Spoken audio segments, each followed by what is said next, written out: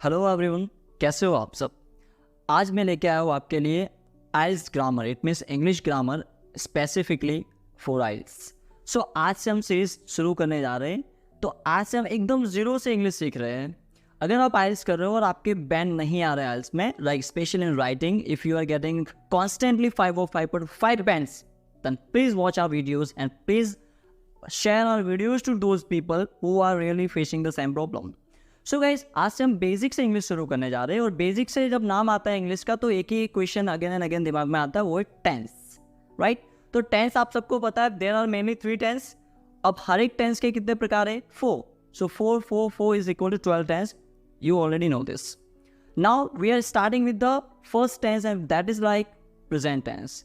अब present tense में हम देखते हैं तो प्रेजेंट टेंस में कितने ऑप्शन है गाइस हमारे पास? 3। Simple present tense, continuous present and perfect continuous.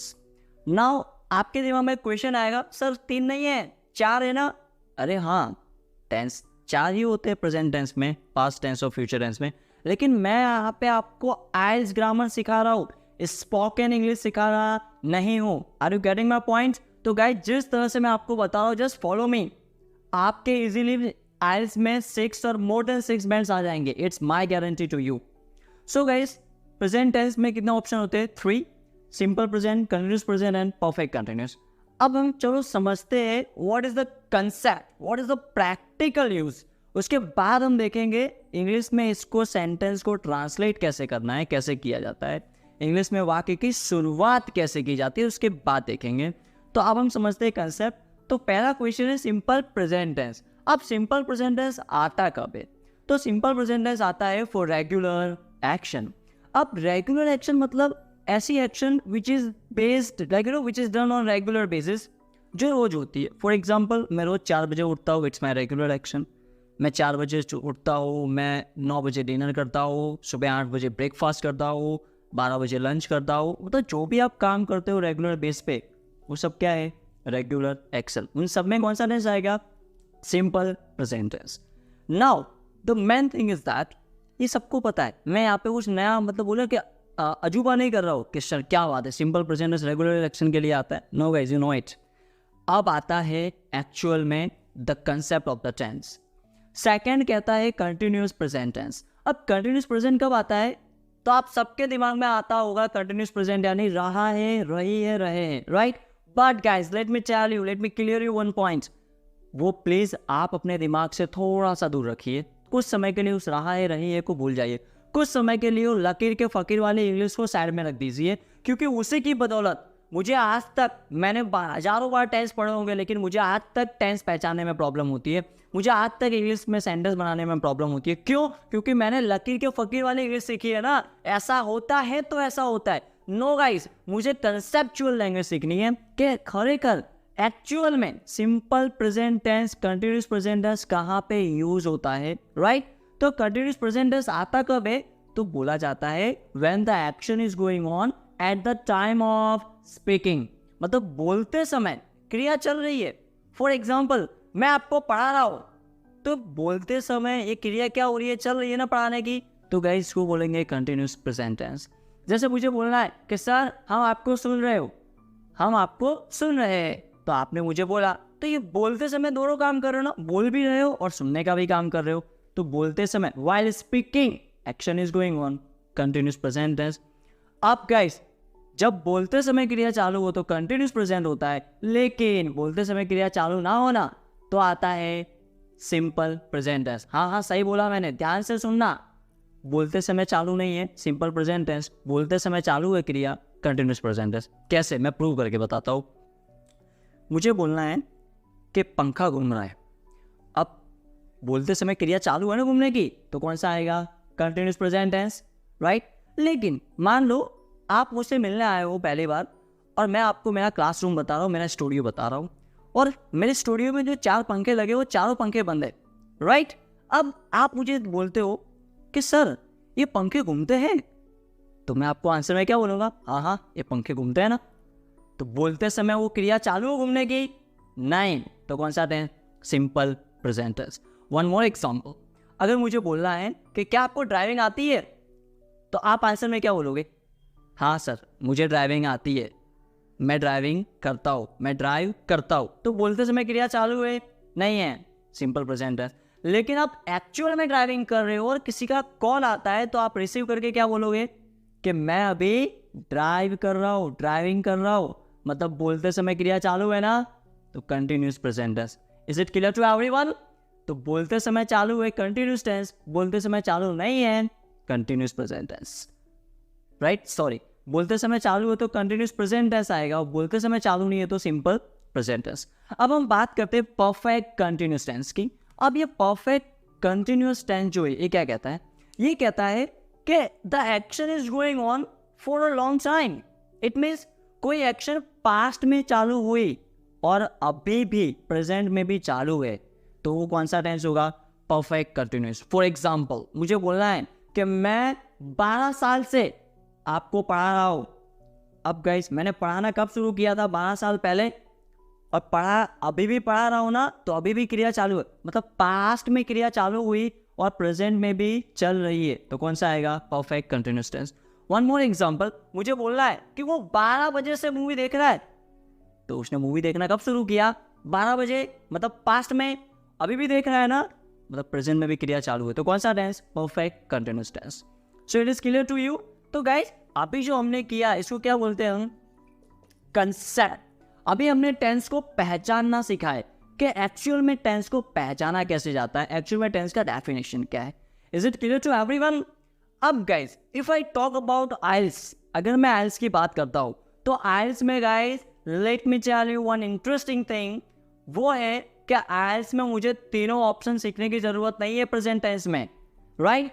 आपने सही सुना, मुझे इतना सारा लोड नहीं लेना है, क्योंकि अगर मुझे आपको तीनों टेंस पढ़ाने होते, सारे टेंस पढ़ाने होते, तो आज मैं आपके सामने नहीं आया होता।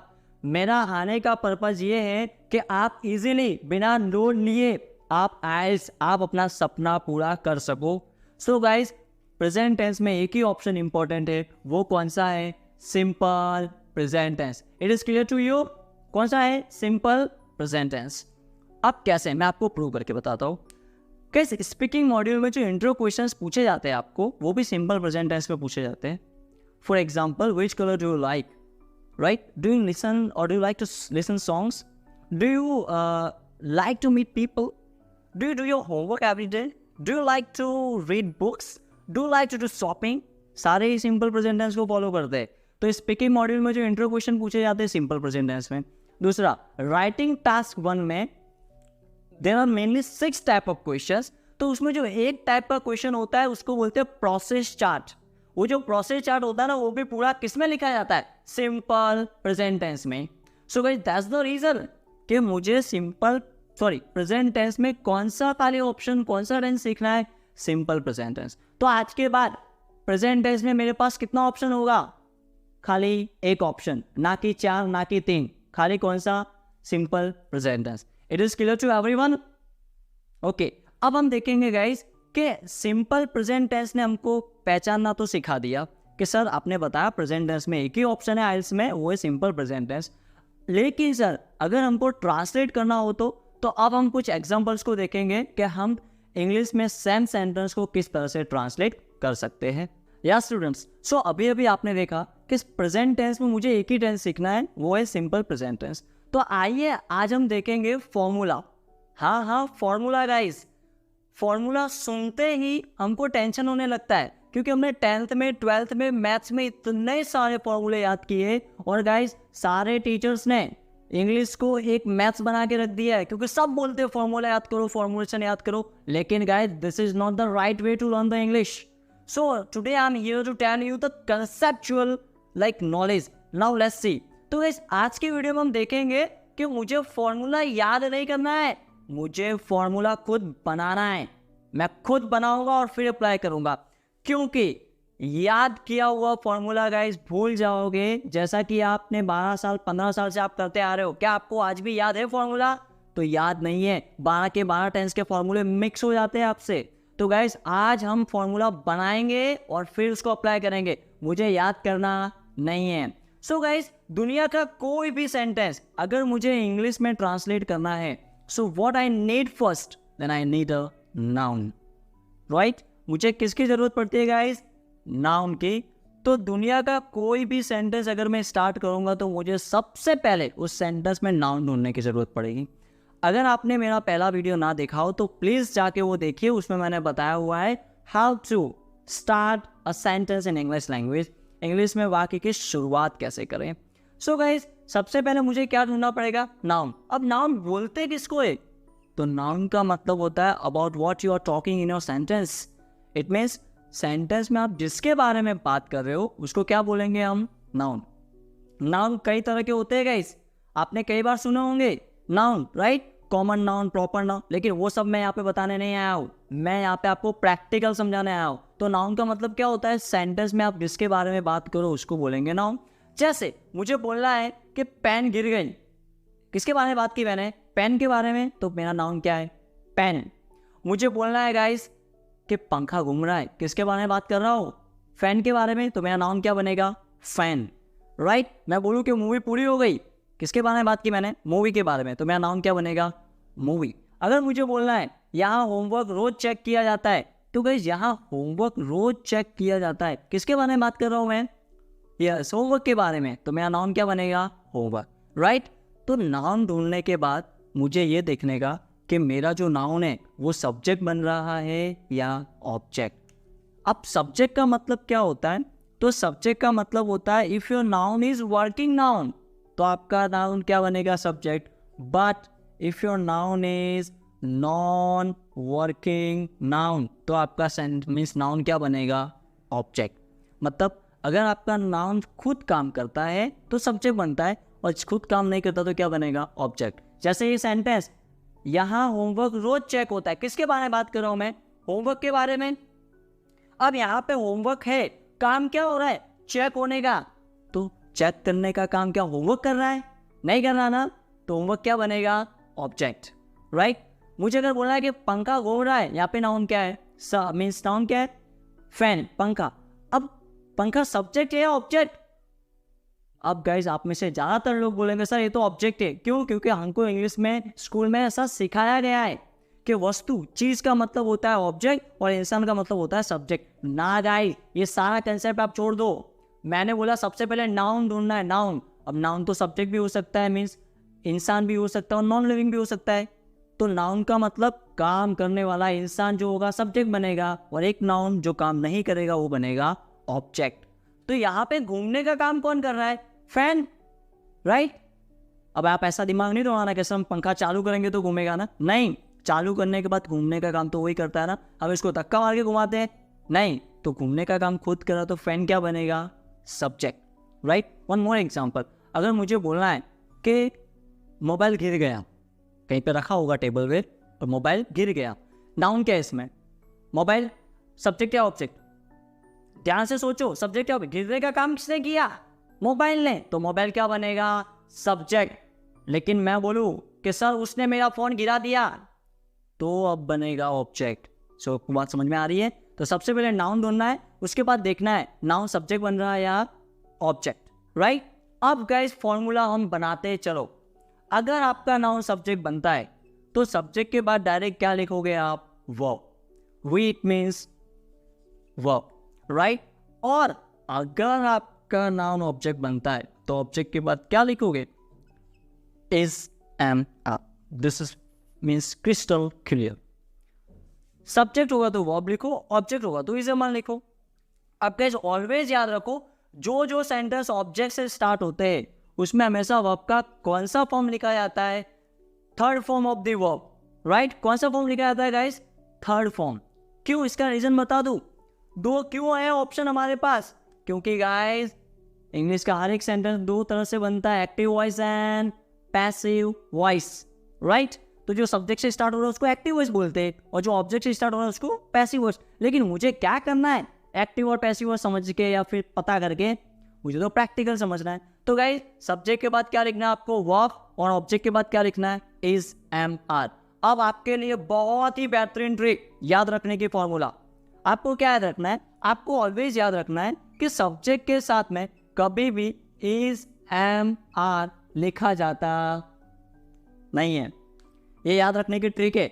सब्जेक्ट के साथ क्या नहीं आता है? इज, एम, आर आता नहीं है। तो क्या आता है? वर्ब आता है। तो इज, एम, आर किसके साथ आता है? ऑब्जेक्ट के साथ। राइट गाइस, अब हम ट्रांसलेट करने की कोशिश करते हैं आइए सेंटेंस को। यहाँ होमवर्क रोज चेक होता है।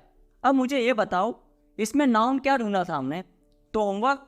अब होमवर्क क्या था, सब्जेक्ट या ऑब्जेक्ट? यस, चेक होने का काम होमवर्क नहीं कर रहा है, तो क्या हो रहा है गाइस, होमवर्क क्या बन रहा है, ऑब्जेक्ट, तो होमवर्क लिखा। अब जब होमवर्क ऑब्जेक्ट बन रहा है तो ऑब्जेक्ट के बाद लिख लो इसे बात, तो होमवर्क के साथ क्या आएगा, होमवर्क इज चेक्ड। बस पूरा हो गया ना। अब तो जो बचा वो लिख दो यहाँ पे, homework is checked here daily. पीछे का आगे पीछे कुछ भी लिख सकते हो, homework is checked that's it. Daily here भी लिख सकते हो, मतलब मेन काम क्या मेरा, सब्जेक्ट ऑब्जेक्ट और वर्ब लिखना, that's it. Right, second sentence बनाते हैं। बड़ी कंपनियों में बोनस मिलती है, किसके बारे में बात कर रहा हूं, बड़ी कंपनियों के बारे में। Yes, very good. तो बड़ी कंपनी क्या बनेगा मेनली गाइस, सब्जेक्ट या ऑब्जेक्ट, कम ऑन, क्या बनने वाला है, सब्जेक्ट या object, just try to understand. Yes guys, तो क्या बनेगा बड़ी कंपनी हमारे लिए, सब्जेक्ट। ओ यस, क्यों, क्योंकि बोनस देने का काम कौन कर रहा है, बड़ी कंपनी, तो बड़ी कंपनी क्या बनेगा, सब्जेक्ट। लेकिन लेकिन लेकिन लेकिन बड़ी कंपनी के अलावा एक और भी है जो मिस नाउन है, वो क्या है, बोनस। लेकिन बोनस क्या बन रहा है, सब्जेक्ट या ऑब्जेक्ट, तो बोनस बनेगा object. Now the main question is that guys, अगर सेंटेंस में दो नाउन होंगे तो आपका सेंटेंस कितनी तरह से बनेगा, दो तरह से बनेगा। तो गाइज मैंने आपके सबसे बड़ी प्रॉब्लम का सॉल्यूशन दे दिया, आपको सबसे बड़ी डाउट का सॉल्यूशन दे दिया। क्या क्या कई बार क्या होता है, इंग्लिश के एक ही सेंटेंस को हम कई तरह से बनाते हैं, तो उसका रीजन क्या है, जितने नाउन होंगे उतनी तरह से हम सेंटेंस बना सकते हैं। Is it clear to everyone?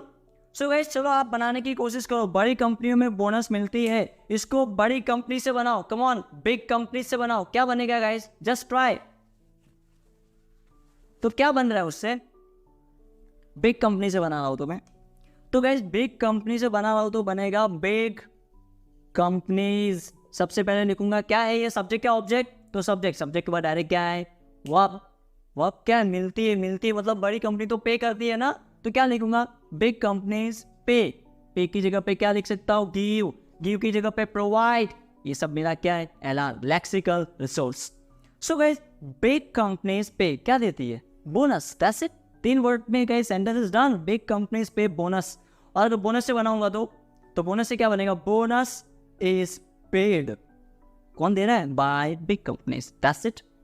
आइए तीसरा सेंटेंस बनाते हैं। तीसरा सेंटेंस क्या कहता है, मैं बहुत ऑब्जर्व करता हूं। किसके बारे में बात कर रहा हूं गाइस, मैं या खुद के बारे में। खुद को क्या बोलते हैं, मैं यानी आई। सब्जेक्ट या ऑब्जेक्ट, ऑब्जर्व करने का काम कौन कर रहा है, मैं खुद कर रहा हूं, तो क्या बोलेंगे हम, आई क्या बनेगा, सब्जेक्ट। तो सब्जेक्ट बन रहा है तो सब्जेक्ट के बाद डायरेक्ट क्या आएगा, वो, तो बनेगा आई ऑब्जर्व बहुत, many things, I observe a lot, that's it. Is it clear to everyone? तो गाइज आई होप आज के बाद आपको सेंटेंस की शुरुआत करने में और फॉर्मूला याद रखने में कोई प्रॉब्लम नहीं होगी। क्यों, क्योंकि ये प्रॉब्लम मीन्स फॉर्मूला हम खुद बना के सीख रहे। तो गाइज इसका स्क्रीनशॉट जल्दी से ले लीजिए, because it's gonna help you lot in your life. So guys ऐसे ही इंटरेस्टिंग वीडियो के लिए प्लीज बी विथ अस।